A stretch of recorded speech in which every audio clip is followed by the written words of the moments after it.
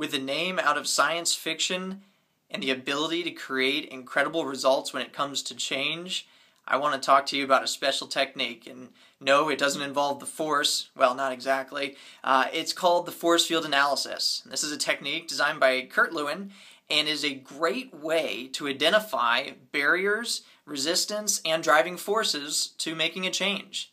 Now, maybe you have a situation that you want to overcome, and maybe there's a situation that you've been trying to change and not much traction has happened. This is a great way to figure out what are the driving forces and what's the opposition. Below you'll see an example of a force field analysis. It's much simpler than the name might lead you to believe. It's simply creating two columns, one on the left, one on the right. One says driving forces and one is restraining forces. So in the example below, we see an example that's talking about losing weight. So on the driving forces, you have things like your health threat or a cultural obsession with being thin, embarrassment or lack of temptation or clothes don't fit. Those are all things that would drive a weight loss. Now, things that are restraining it, preventing that from happening, include things like genetic traits, lack of time, in fact, years of bad eating habits. These are all things that would prevent that change from happening. So the actual technique involves simply creating the table like you see below. Now, what does doing a force field analysis like this allow? Well, number one, it gets all the facts out there. It forces people to think creatively about the situation.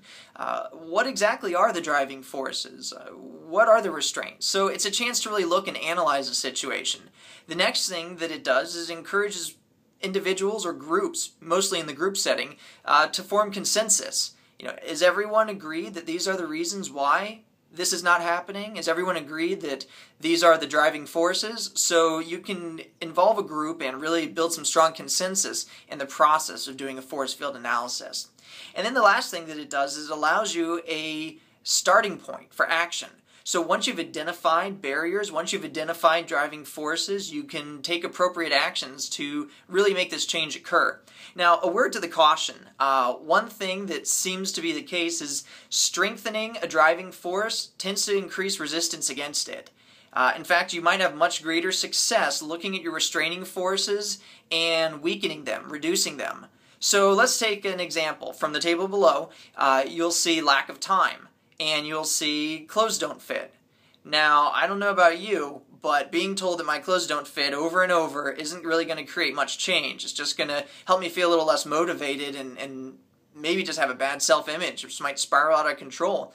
But if you help me find more time in my day where I can make that change, now we might be on to something. I hope you can take this particular technique and apply it in your life and find success.